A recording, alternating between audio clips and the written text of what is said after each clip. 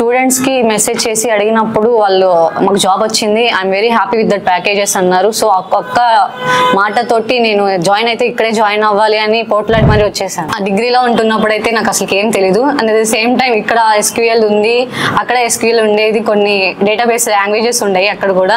But అక్కడంతా పట్టేసి exams రాసేసి వచ్చేసాను. వాటి గురించి ఏమీ తెలియదు. ఇక్కడికి వచ్చిన తర్వాత అసలు ఎందుకు యూజ్ చేస్తాం ఏంటి అని మొత్తం డీటెయిల్ గా ఇక్కడే నేర్చుకున్నాను.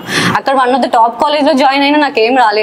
బట్ ఇక్కడికి వచ్చిన తర్వాత డీటెయిల్ గా అన్ని నేర్చుకున్నాను. మార్క్స్ తర్వాత ప్లేస్మెంట్ టీమ్ కి వచ్చాను. ప్లేస్మెంట్ టీమ్ కి వచ్చిన తర్వాత ఏంటి అంటే ఒక జాబ్ రిజెక్ట్ అయ్యే లోపు ఇంకో జాబ్ చేతిలో ఉంటది, ఇంటర్వ్యూ చేతిలో ఉంటది. ఈ రోజు పోయింది అని ఫీల్ అయ్యే లోపు ఇంకో జాబ్ కి అలా వెళ్తూనే ఉన్నాం. అలా నేను 4 ఇంటర్వ్యూస్ కి వెళ్ళి 3 ఇంటర్వ్యూస్ నేను రిజెక్ట్ అయినాను టెక్నికల్ గా కానీ ప్రాబ్లమ్ సాల్వింగ్ లో. అండ్ 4th ఇంటర్వ్యూ నేను క్రాక్ చేశాను. ఎక్కడ టెక్నో కంపెనీలో నాకు జాబ్ వచ్చింది, 3.6 LPA. Hi, I am Madhu. I am from Guntur. I completed my graduation in Vignan Degree and PG College in BSc Computer Science with aggregate 86%. డిగ్రీలో join అయినప్పుడు and then మాకు ఏమేమి courses ఉన్నాయంటే C++, Java, SQL ఉన్నాయి. వాటి గురించి ఏం తెలియదు, ఎక్కడ యూజ్ చేస్తాం ఏమి అసలు కొంచెం కూడా తెలియదు. ఎగ్జామ్స్ అప్పుడు వస్తున్నాయా, రాస్తున్నామా, పాస్ అయినామా, అదొక్కటే చూసుకున్నాం. బట్ ఇక్కడ జాయిన్ అయ్యే ముందు ఒకటే మాట్లాడినాను, నాకేం రాదు, నాకు స్టాచ్ నుంచి మొత్తం నేర్పిస్తారని అడిగాను. నేర్పిస్తాను అన్నారు, మొత్తం నేర్పించారు. అండ్ దెన్ నేర్చుకొని ఇప్పుడు నేను ఫ్రంట్ ఎండ్ డెవలపర్ అయ్యాను. జాయిన్ అవుదాం అనుకున్నప్పుడు చాలానే డౌట్స్ ఉన్నాయి. ప్లేస్మెంట్ అంటున్నారు, అందరు ఇలానే చెప్తారు కదా అనుకున్నాం. బట్ స్టార్ట్ అయిన డే నుంచి ఇప్పటి వరకు చాలా చేంజెస్ చూసాము. అండ్ దెన్ ఇక్కడ ట్రైనింగే ఉంటుంది అనుకున్నాం, బట్ లేదు, చాలా డిఫరెంట్ ఉంది. అన్ని ఇన్స్టిట్యూట్స్ లాగా వస్తున్నారు పోతున్నారు అని కాకుండా పర్సనల్ కేర్ అండ్ స్టూడెంట్స్ని చూసుకునే విధానం కూడా చాలా బాగుంది. డిగ్రీలో ఉన్నప్పుడు ఏదైనా టాపిక్ వచ్చి చెప్పమంటే అసలు కూర్చున్న ప్లేస్ నుంచి వెళ్ళేదని కాదు. బట్ ఎప్పుడైతే ఇక్కడ వచ్చానో వచ్చిన ఒక 1 వీక్ నుంచే ఏదైనా టాపిక్ చెప్పమంటే ఫస్ట్ నేనే వెళ్ళేదాన్ని. వెళ్ళి నాకు వచ్చింది ప్రతిదీ చెప్పేదాన్ని. ఎప్పుడైనా ఛాన్స్ దొరికితే నన్ను నేను చూపించుకోవడానికి ఎప్పుడు బ్యాక్ స్టెప్ వేయలేదు. అండ్ దెన్ ఏంటంటే ఇది నాకు చాలా యూజ్ అయింది. టెక్నికల్గా నేను చాలా స్లో ఉన్నా నేర్చుకోవటంలో, ఎందుకంటే నాన్ IT కాబట్టి కొంచెం ఇబ్బంది అనిపించింది. అండ్ దెన్ కమ్యూనికేషన్లో నేను బాగుండేసరికి టెక్నికల్గా నేను స్లో ఉన్నా, జస్ట్ నా కమ్యూనికేషన్ చూసే ఇచ్చేసారు. ఇదంతా ఇక్కడ కమ్యూనికేషన్ కూడా అదే ఇంపార్టెంట్ అని ఇక్కడికి వచ్చినాక తెలిసింది.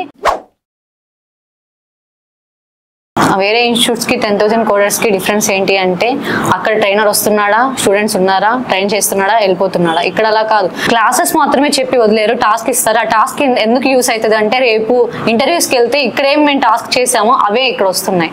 సేమ్ ఇక్కడ ఏం నేర్చుకున్నామో అక్కడ అవే అడుగుతున్నారు కాబట్టి మేము ఈజీగా క్రాక్ చేస్తున్నాం. టాస్క్ ఇస్తారు, ఆ టాస్క్ ఎలా యూస్ అవుతుంది అంటే రేపు ఇంటర్వ్యూకి వెళ్ళి ఏదైనా చేయమనగానే మాకు రాదని మేము బ్లాంక్ ఫేస్ ఎప్పుడు పెట్టలేదు, వచ్చినట్లు చేసేసారు. ఎందుకంటే ఇక్కడ మేము ప్రాక్టీస్ చేస్తున్నాం. ఎలా అయితే ABCలు ఎంత ఈజీయో ఆ టాస్క్ కూడా మాకు అంతే ఈజీ. మేము ఏ టాస్క్ ఇచ్చేసినా చేసేలాగా ప్రిపేర్ చేసేసారు.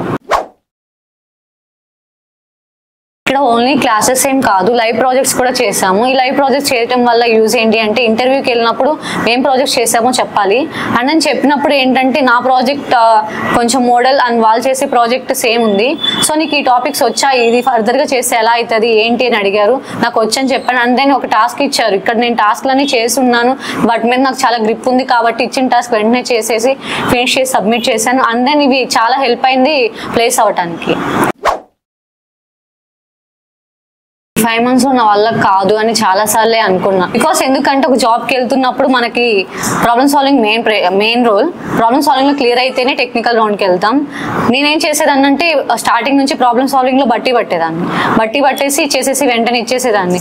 అది నా ట్రైనర్ అబ్జర్వ్ చేసి ఇలా చేస్తే రాదు, ఇబ్బంది అవుతుంది అని చెప్పి ట్రైన్ చేసి మళ్ళీ ఎలా నేర్చుకుంటే బాగుంటుంది అని చెప్పి నెక్స్ట్ స్టెప్కి పంపించాడు. అండ్ దెన్ నేను ఇంటర్వ్యూలో ఆ రౌండ్ క్లియర్ చేసేసి నెక్స్ట్ రౌండ్కి కూడా వెళ్ళాను.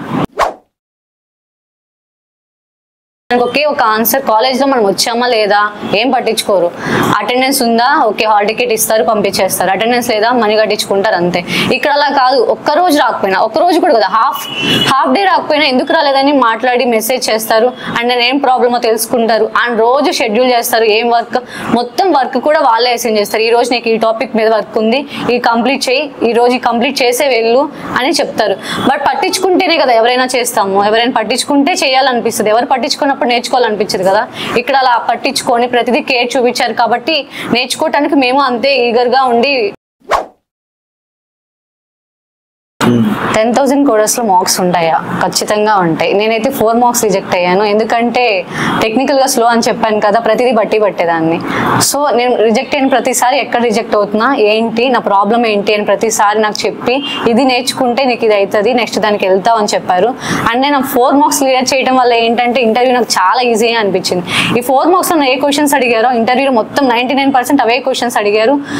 సో మార్క్స్ అనేది చాలా ఇంపార్టెంట్. ఇక్కడ మార్క్సే కీ రోల్ ప్లే చేసింది.